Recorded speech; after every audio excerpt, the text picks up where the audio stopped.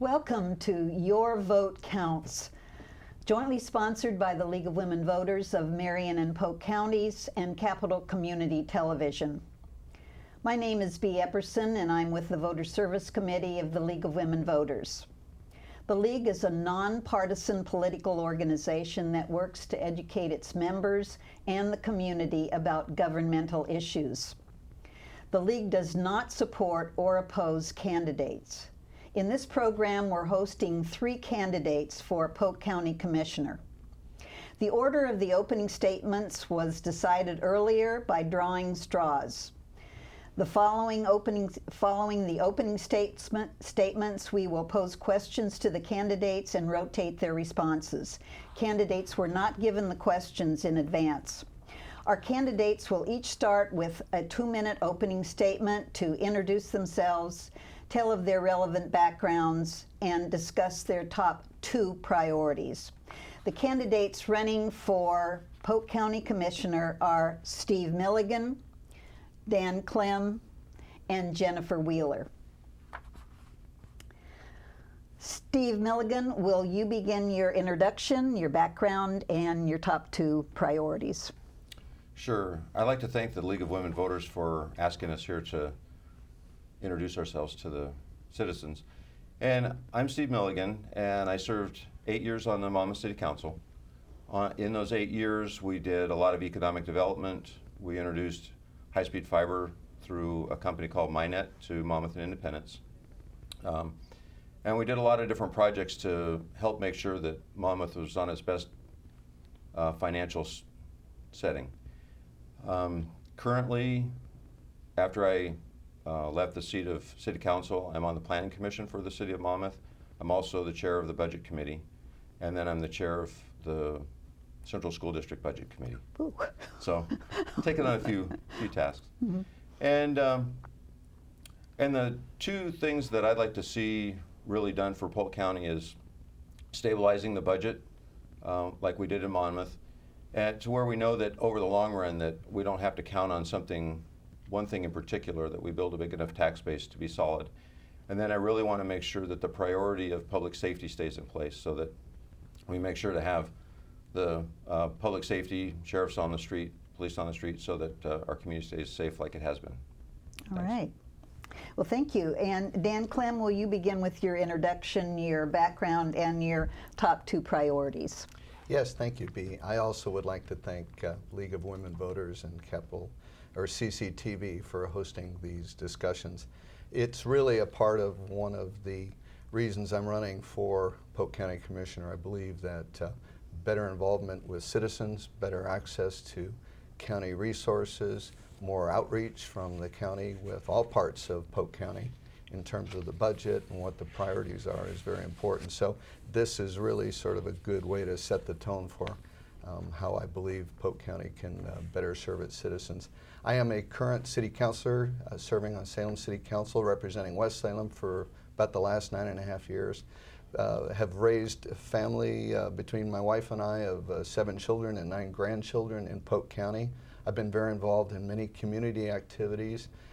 Was chair of a Citizens Community Transit Task Force, a member of the 9/11 Field the Flag Steering Committee, and a host of other nonprofits to include Chemeketa Community College. I really believe that the volunteer base is the strength of not only Salem, but really that part of Salem that's in Polk County. After serving in the military for 21 years, I found that when I came back, I wanted to continue to serve my community. I've served in state government, city government, all aspects of city government, budget, land use planning, and a number of other areas. But the ability of seeing the linkage between transportation and economic development has been an area that I've spent a lot of time developing.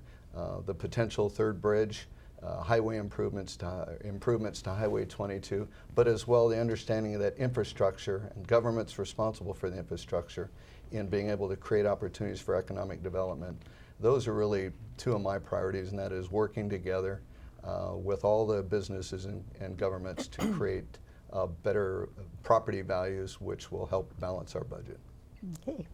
Jennifer Wheeler, will you begin your introduction, your background, and your top 2 priorities? Yes, thank you.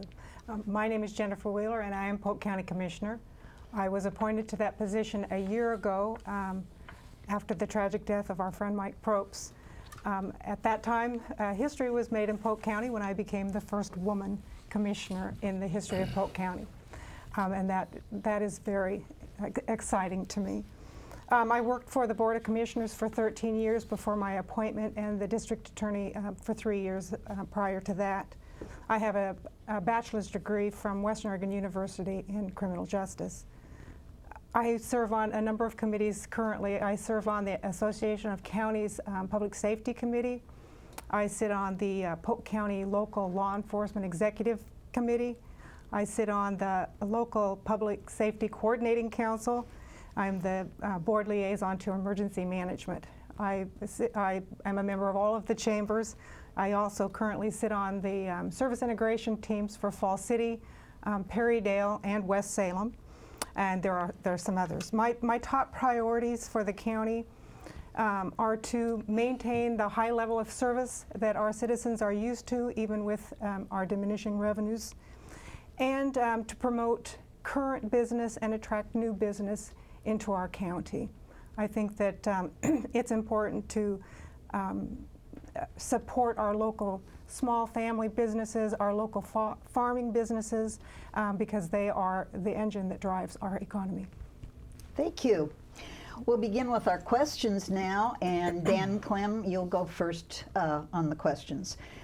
Growth in West Salem has caused significant backups in crossing the bridge to and from Salem.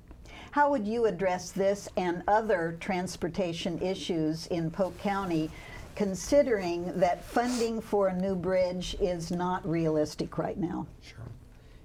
The belief that it's a West Salem problem is wrong. The data will show that over 50% of the traffic on the State Highway 22 bridges that cross from West Salem into downtown Salem, most of that traffic is from without of Salem. So we are really talking about Polk County traffic.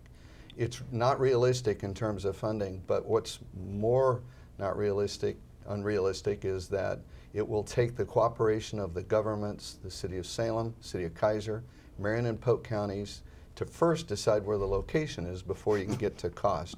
So I will tell you that a number of interim measures have been put in place to relieve the congestion, to include intersection widenings, new ramps, and so forth. Okay.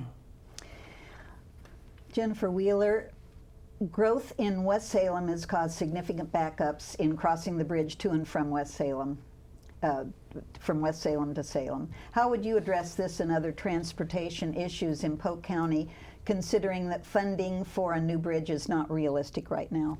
Well, I would continue to promote the safety improvements on Highway 22. Right now in the Expressway Management Plan is the realignment of the Dokes Ferry at Highway 22 with backage and frontage roads to protect the local businesses.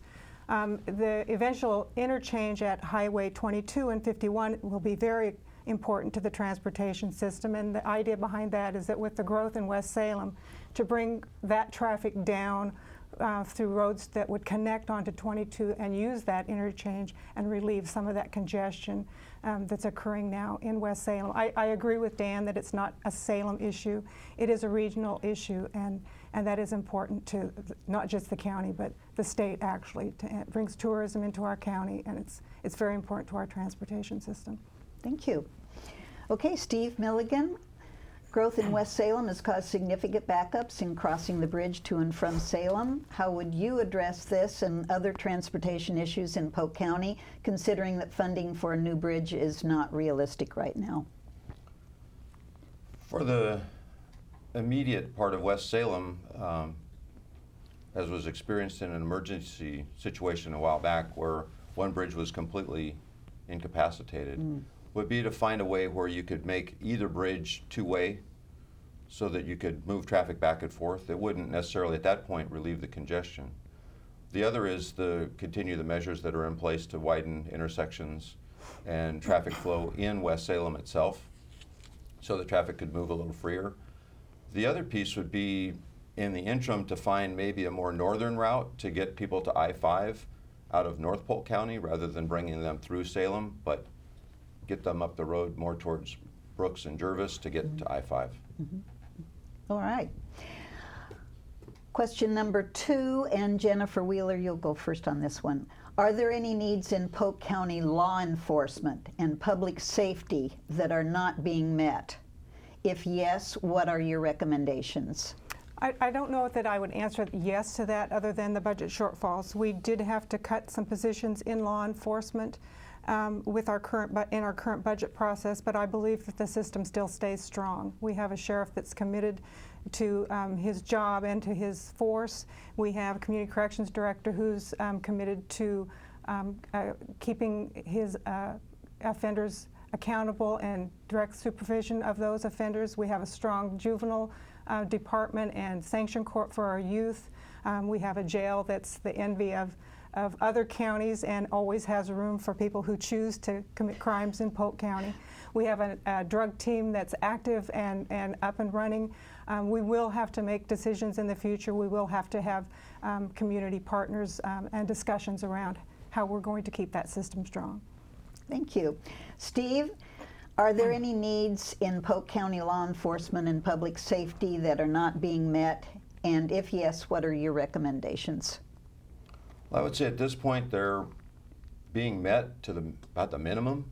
If the current budget cycle keeps going like it is for the county and we lose more sheriff's officers, what's going to happen is the strain is going to be put on the cities. Recently I've had conversations with Sheriff Wolf and with Chief Talon about these and how as the county reduces its workforce of sheriffs, that it's going to increase the responsibility of the cities to cover some areas. And so my thing is to bring together a public safety district real similar to the fire district, where we can have cost savings across the county and actually increase the number of officers that are on the beat.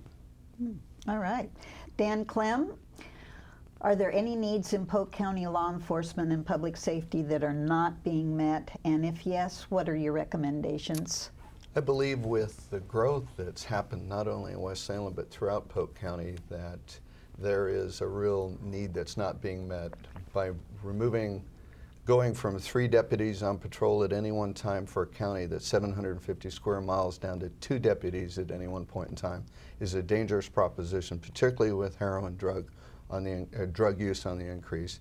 I will tell you also that I'm concerned that we have the best jail that folks have seen for years, but without a prosecutor to be able to back up the arrests that 2 deputies are making, you're essentially turning your jail into an in and out jail. And so I'm very concerned that the county commissioners currently and in the future would prioritize to make sure that we go no lower than the budget and how we spend money for FT to go no lower than the 3 deputies on patrol at any one point in time. And to make sure that we have, if we can't afford the prosecutor, then we work with Department of Justice or other entities to have a prosecutor to prosecute the crimes. Steve, you'll start the next question. Regarding the adequacy and quality of current children and family programs in Polk County, are there areas you would improve as Polk County Commissioner? Quality of current children and family programs in Polk County. Sure. One of the programs that I've gotten the opportunity to see is Marion County's reentry initiative and how they work with people coming out of corrections. And that's a really successful program. A 501c3 company that I'm helping put together is a mentoring service that would actually try and fill some of the gap. Some of the current mentoring services are designed to utilize state or federal dollars. And what we wanted to do was create a 501c3 that would help people that were between the two, where they didn't have the state resources or that, but we could do an outreach to them and help them to do more preemptive work, where a lot of times the state funding requires them to do only post-prison or certain criteria where we find the niche in between. All right. Dan, regarding the adequacy and quality of current children and family programs in Polk County, are there areas you would improve as Polk County Commissioner? Sure, B. Thank you. I serve on the Community Action Agency, which oversees the Head Start and many of the early childhood learning programs. Polk County has just now recently embarked on having its own programs, having previously relied upon Marion County to do that. I would continue to strengthen the Commission on Families and Children as it is renamed as well in Polk County, with more support for those programs, more advocacy, but as well, we've just recently completed the Homelessness Connect, both in Dallas and in West Salem, and I believe that there's a strong amount of needs still not being met with the high numbers of folks unemployed. That really strikes at the stability of the family.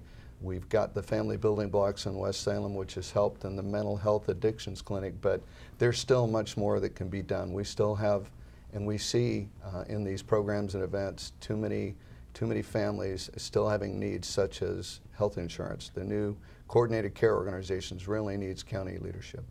All right. Jennifer, regarding the adequacy and quality of current children and family programs in Polk County, are there areas you would improve as Polk County Commissioner? First of all, I've got to say that I disagree with Mr. Clem. Polk County Commission on Children and Families has been up and running and doing a great job for years. In fact, we are pioneers in the service integration model. I sit on 3 of the service integration teams, and they're fabulous. There are other youth programs in the county, including the Sanction Court I talked about before. We have a new program through our public health department that's for teenagers to have a place to go where they feel that they can talk to people about whatever issues that they are having, and they don't have someone, an adult, to speak with. We are very strong in our children's programs. There's always room for improvement, and there's always room for new ideas, but Polk County Commission on Children and Families is a very, very well-run program with a board of community volunteers, and they're strong, and they're good citizens, and they care about our families and our youth in our county. Mm-hmm. We're running out of time here, and I'd like to get 2 more questions in, so I'm going to ask you to shorten your answer to 30 seconds if you can on this next one. The Dallas area has been particularly hard hit with job losses during the economic downturn. Do you have specific suggestions to spur job growth in Polk County? And Dan, I'll go with you on that one. Meeting with Dallas community leaders, I believe that the near closure of the plants there is a prime concern. There's really got to be a strong interaction between the county leaders and the community leaders, and that involves the urban renewal districts and the incentives to create business. I do not see a strong relationship between the county and the city leaders in an overall economic development plan.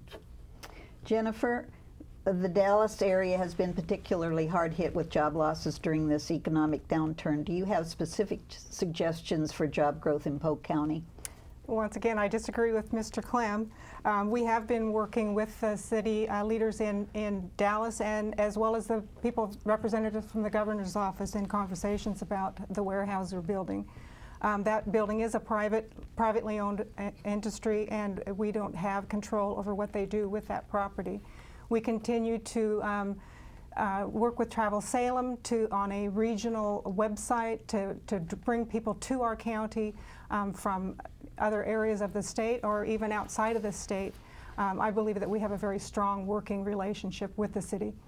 Steve, same question. The Dallas area has been particularly hard hit with job losses during the economic downturn. Do you have specific suggestions to spur job growth in Polk County? Well, having been one of the people who lost a job, although I don't live in Dallas, I live real close. I've participated in WorkSource Oregon and the Job Growers programs. And what my suggestion would be is there are a lot of us that are out of work that range from executives to janitors, and it would be to bring us all together in a room and say, how can we put your resources back to work, and let the people come up with some ideas. Okay, and last question. And Jennifer, what are the primary differences that set you apart from your opponents? I think there's 2 primary. One is that I'm the first woman, and that's pretty obvious, I think. The other is that I have a very well-established working relationship with the staff from our county administrator to my 2 fellow commissioners, to our county council, all of our department heads and other elected officials, and we work as a team.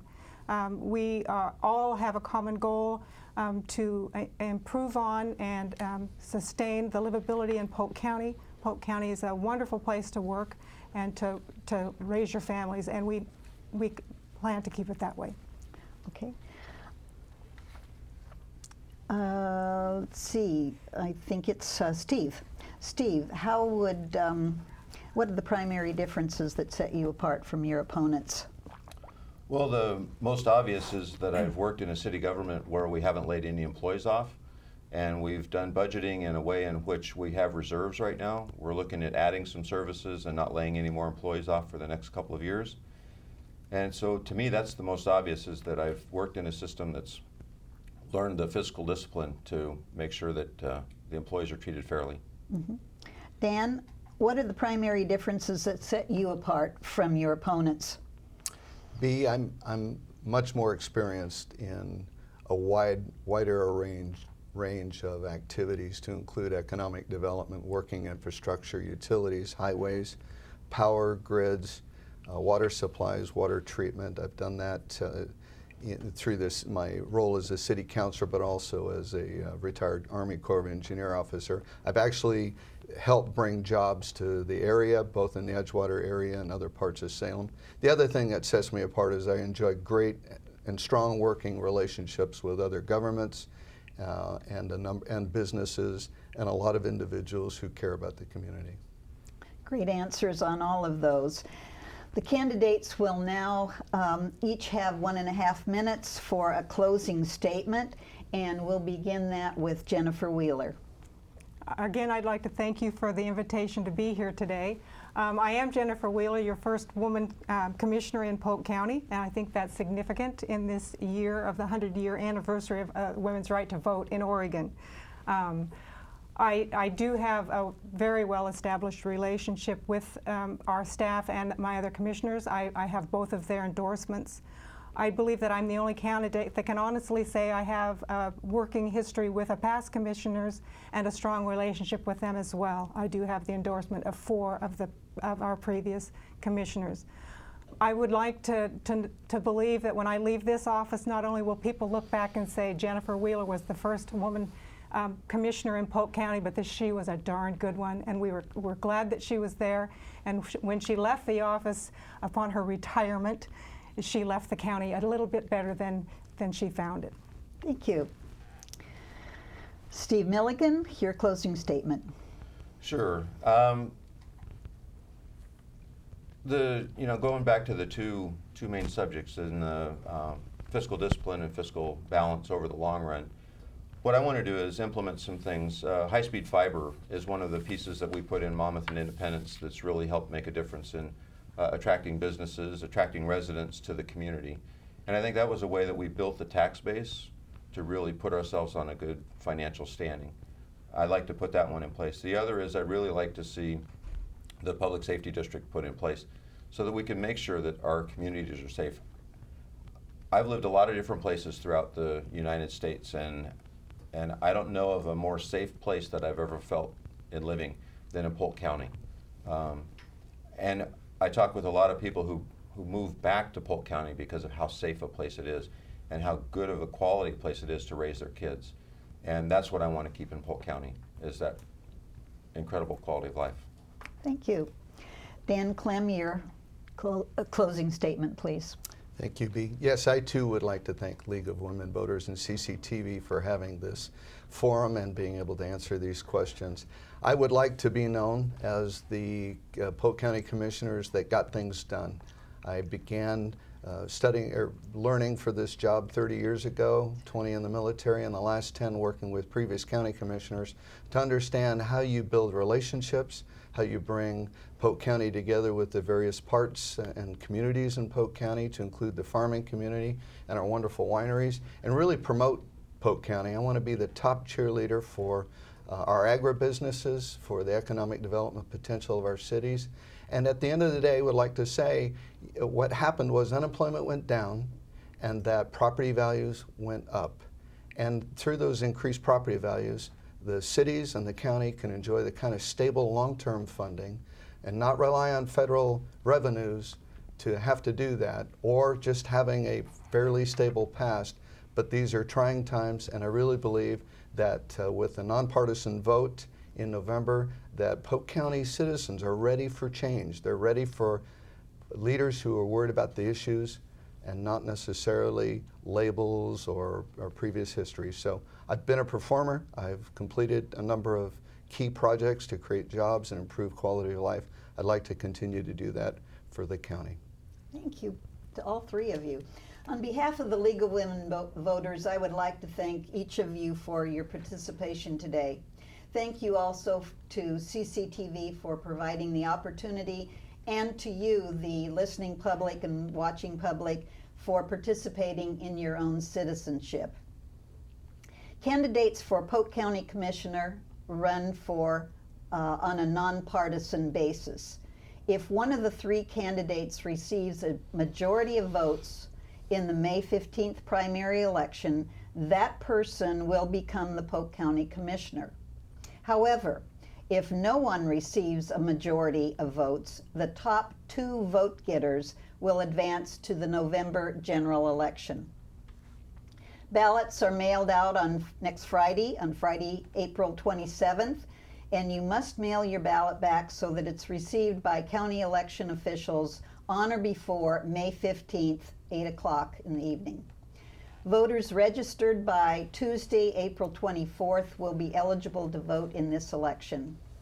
It's really important that you exercise your right to vote. Remember, your vote counts.